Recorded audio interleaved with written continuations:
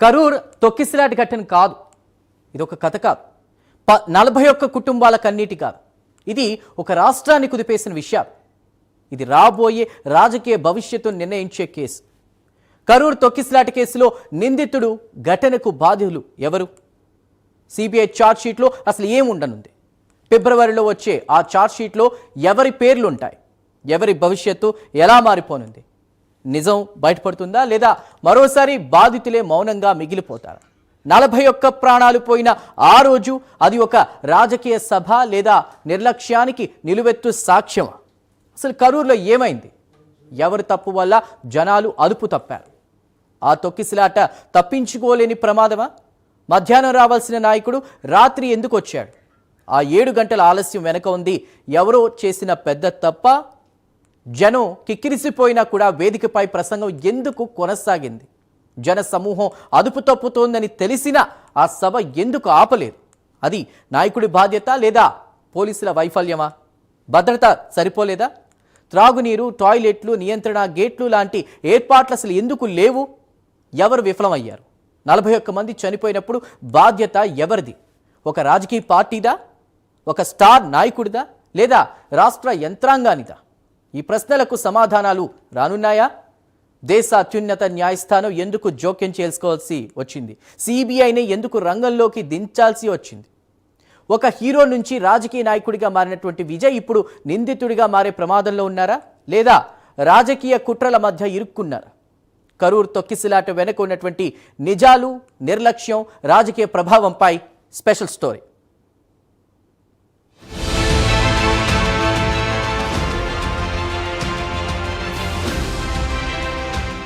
కరూర్ తొక్కిసలాట ఘటనలో టీవీకే అధినేత నటుడు విజయ్ను సీబీఐ నిందితుడిగా చేర్చే అవకాశం కనిపిస్తోంది. నిన్న ఢిల్లీలో జరిగిన 2వ విడత సీబీఐ విచారణలో అధికారులు విజయ్ను గంటల తరబడి ప్రశ్నించారు. సభకు ఆలస్యంగా రావడం, భద్రతా లోపాలు, జనసమూహ నియంత్రణపై ప్రశ్నించారు. ఫిబ్రవరిలో దాఖలు చేయనున్న ఛార్జిషీట్లో విజయ్ను నిందితుడిగా చేర్చే అవకాశం ఉన్నట్లు తెలుస్తోంది. విజయ్తో పాటు 2 సీనియర్ ఐపీఎస్ అధికారుల పేర్లు కూడా ఉండే అవకాశం ఉందని సమాచారం.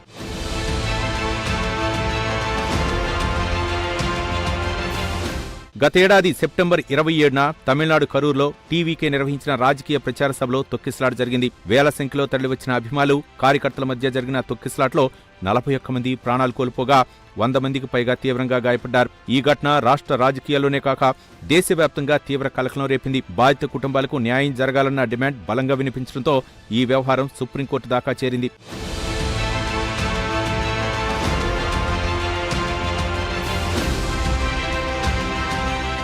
ప్రాథమిక విచారణపై అనుమానాలు వ్యక్తం చేసిన సుప్రీంకోర్టు నిష్పక్షపాత, స్వతంత్ర విచారణ అవసరమని స్పష్టం చేస్తూ కేసును సీబీఐకి అప్పగించింది. గత ఏడాది అక్టోబర్లో సీబీఐ దర్యాప్తు చేపట్టగా ఒక రిటైర్డ్ సుప్రీంకోర్టు న్యాయమూర్తి నేతృత్వంలో పర్యవేక్షణ కమిటీని కూడా ఏర్పాటు చేసింది. దీంతో ఈ కేసు పూర్తిగా జాతీయ స్థాయి దర్యాప్తుగా మారింది. అయితే సీబీఐ దర్యాప్తులో అత్యంత కీలకంగా మారింది ఒక్క అంశమే. సభకు విజయ్ వచ్చిన సమయం మధ్యాహ్నం 12 గంటలకు రావాల్సిన విజయ్ రాత్రి 7 గంటల సమయంలో వేదిక వద్దకు చేరుకున్నారని దర్యాప్తు అధికారులు గుర్తించారు. ఈ 7 గంటల ఆలస్యం వల్లే సభా ప్రాంగణం చుట్టుపక్కల జనం భారీగా పెరిగిపోయారని, పరిస్థితి అదుపు తప్పిందని సీబీఐ భావిస్తోంది. సభకు 10,000 మంది వస్తారని అంచనా వేస్తే అది కూడా తప్పింది. మొత్తం 30,000 మందికి పైగా జనం సభకు తరలివచ్చారు. దీంతో తొక్కిసలాట జరిగి సభ విషాదంగా మారిపోయింది.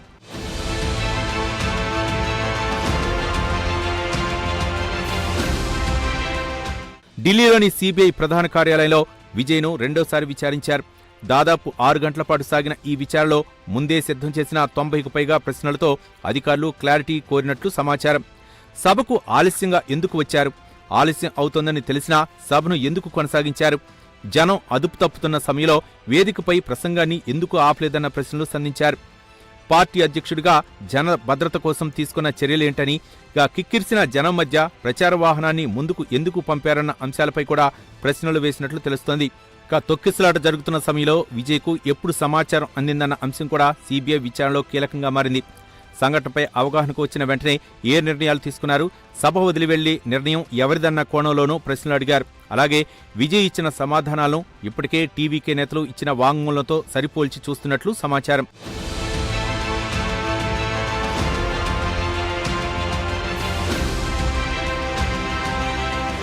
సీబీఐ విచారణకు సహకరించిన విజయ్ అందులో పలు ప్రశ్నలకు సమాధానం చెప్పారు. మరికొన్ని ప్రశ్నలకు సమాధానం చెప్పేందుకు గడువు కోరినట్లు సమాచారం. విజయ్ ఇచ్చిన కొన్ని సమాధానాలకు సీబీఐ అధికారులు ఆధారాలు సమర్పించాలని కోరినట్లు తెలుస్తోంది. అయితే సీబీఐ ఆరోపణలన్నింటినీ విజయ్ తీవ్రంగా ఖండించారు. తనపై జరుగుతున్న ఆరోపణలు రాజకీయ కుట్రగా అభివర్ణించారు. సభ నిర్వహణకు సంబంధించి పోలీసుల సూచనలన్నింటినీ తాము పాటించామని, పోలీసుల సంఖ్య సరిపడా లేకపోవడం వల్లే పరిస్థితి చేజారిందని సీబీఐ ముందు వాదించారు. తాగునీరు, టాయిలెట్లు, ఆహారం వంటి మౌలిక వసతులు సరిగా ఏర్పాటు చేయకపోవడం కూడా తొక్కిసలాటకు దారితీసిందని చెప్పారు. తొక్కిసలాట మొదలైన వెంటనే ప్రసంగాన్ని ఆపివేశారని, పోలీసుల సూచన మేరకే సభ నుంచి బయటకు వెళ్లినట్లు విజయ్ స్పష్టం చేసినట్లు సమాచారం.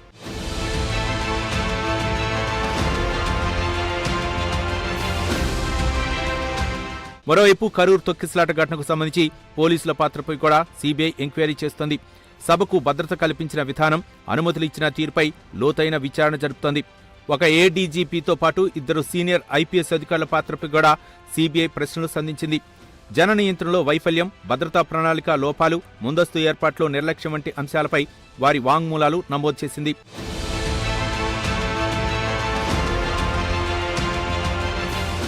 ఫిబ్రవరి 2వ వారంలో కరూర్ తొక్కిసలాట కేసులో సీబీఐ ఛార్జిషీట్ దాఖలు చేసే అవకాశం ఉంది. ఇందులో విజయ్తో పాటు పోలీసు అధికారుల పేర్లు కూడా ఉండవచ్చునన్న అంచనాలు రాజకీయ వర్గాల్లో చర్చకు దారితీస్తున్నాయి. హత్యకు సమానం కాని నరహత్య, నిర్లక్ష్యంతో మరణాలు సంభవించాయన్న సెక్షన్ల కింద కేసులు నమోదు చేసే అంశాన్ని సీబీఐ పరిశీలిస్తున్నట్లు తెలుస్తోంది. అయితే ఎవరు నిందితులు, ఎవరు సాక్షులు అన్నదానిపై ఇంకా తుది నిర్ణయం తీసుకోలేదని అధికారులు చెబుతున్నారు.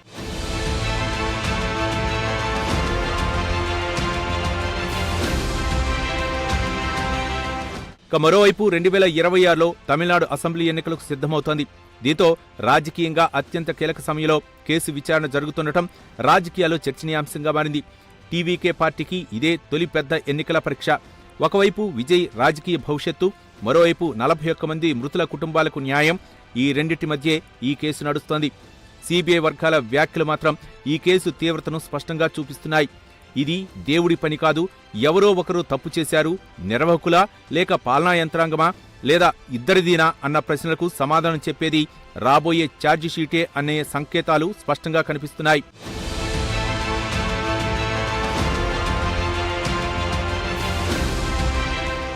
కరూర్ తొక్కిసలాట రాజకీయ ఆరోపణలకే పరిమితమైన అంశం కాదు. 41 కుటుంబాల జీవితాలను శాశ్వతంగా మార్చేసిన ఈ విషాద ఘటనలో బాధ్యత ఎవరిది, న్యాయం ఎవరికి దక్కుతుంది అన్న ప్రశ్నలకు సమాధానం కోసం యావత్ రాష్ట్రం ఎదురుచూస్తోంది.